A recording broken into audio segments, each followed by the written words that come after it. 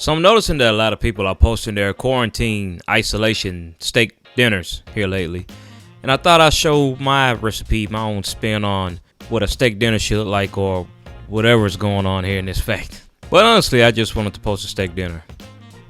So we're going to start out with 2 baked potatoes. And these potatoes obviously are not baked yet. You have to make your own baked potatoes. But in most steak houses that are not like the high-end steak houses, you see baked potatoes. And even sometimes you'll see them in high-end steak houses, which is, perfectly fine. I think baked potatoes go great with this. But you're going to start out with 2 baked potatoes.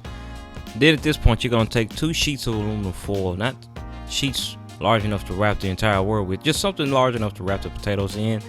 And you want to kind of keep them completely enclosed during the baking process. And you're also going to add a teaspoon of olive oil to each potato's pocket and a little bit of salt.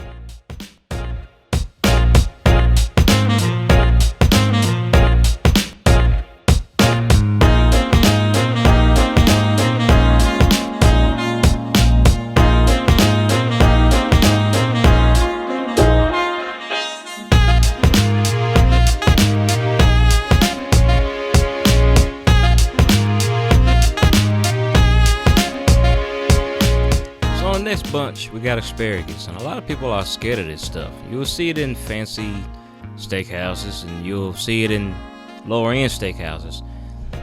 At the end of the day, a steakhouse is a steakhouse to me. I don't care. But we're only going to need about half of this 1-pound bunch. It's just a steak dinner for me and my wife. So the next thing we got to do is we got to trim up these asparagus stalks. Most people would cut like directly half. If you see what I'm talking about. But that purple-ish area down there, that's really what you need to chop. You only need to chop about maybe 2 inches away from that. The rest of that is actually edible. So to start this next scene off, it's not even going to be about the bread, really. I mean, I'm going to explain the bread, but it's going to be about the steak. The bread is, you can have it. You don't have to have it. But I just took a piece of baguette. I split it in half. I took some butter, olive oil, salt, pepper, and a little bit of garlic powder with some parsley just to make it look nice. And I've just spread it on the inside of the bread. I'm just going to toast it. That's really all I did with it. But to the steak, there's preparation that's needed for this steak.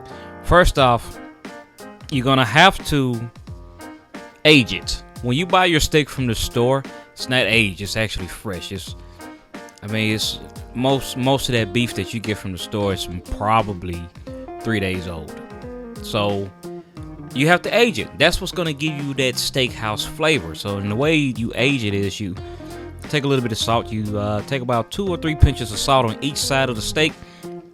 If you have one, get yourself a cooling rack because there's going to be a little bit of juice that's going to leak from the steak. Get you a cooling rack. Get you a bowl or something to put the cooling rack on top of to catch whatever juices that's going to leak out. Stick it in the fridge. Not wrapped up or anything like that. Just trust me, you're going to be fine. And let it sit for about an hour or 2. That's dry aging your steak. That's essentially how that works. But if you're worried about cross-contamination, if you're worried about getting sick, it's okay to wrap it up in a bowl and let it sit there for about 2 or 3 hours. But you're not going to get the same effect. Now, as far as cooking your steak yourself, it's pretty simple. You just have to watch how much time goes into cooking both sides of the steak.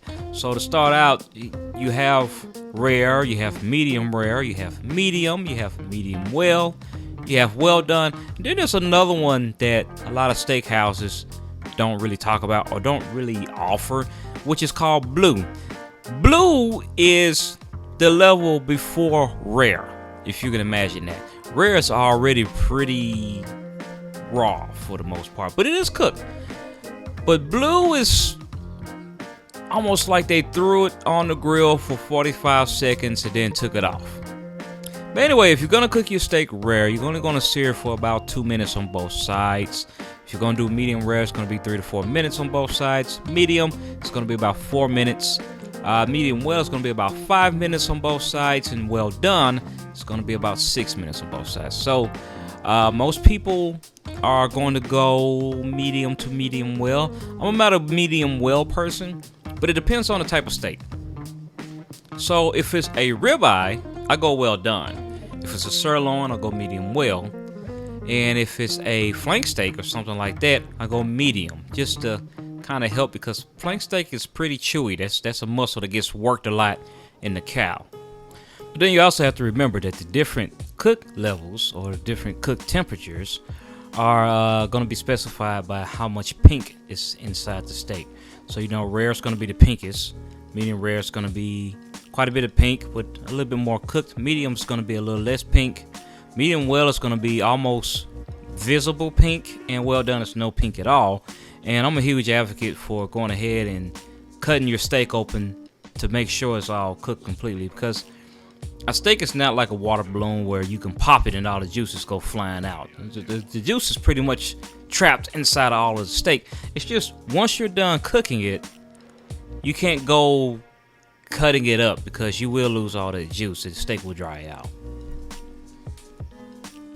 But the FDA does recommend that the internal temperature of your steak hits at least 145 degrees. Most people's not going to check that, so what I say to do is just cook it for more than 2 minutes. I mean, it's not that hard. I'm sorry, but cooking a steak blue doesn't sound really safe. Rare, okay, maybe, but blue is kind of pushing it. Have you any idea why?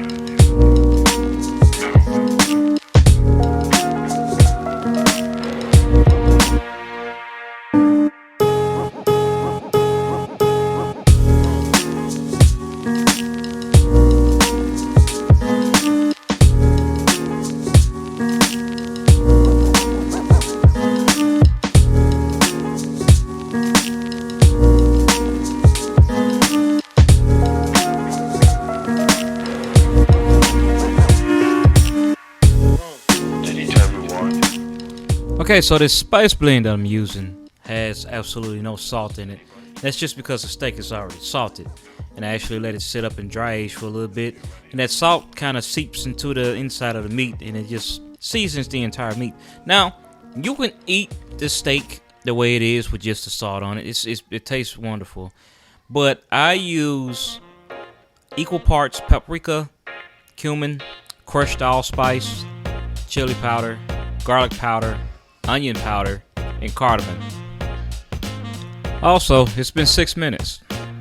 Once your steak is done and everything looks good, don't forget to set it on a cutting board or a plate or somewhere to let it rest. Now, you're not going to let it cool down, you're just going to let it rest.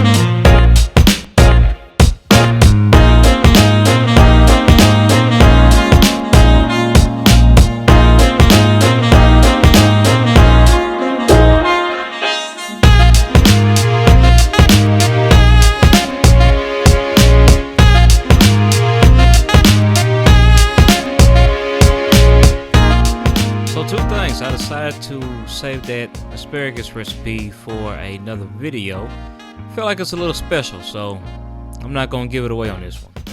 And also, that's a butter knife that I'm using.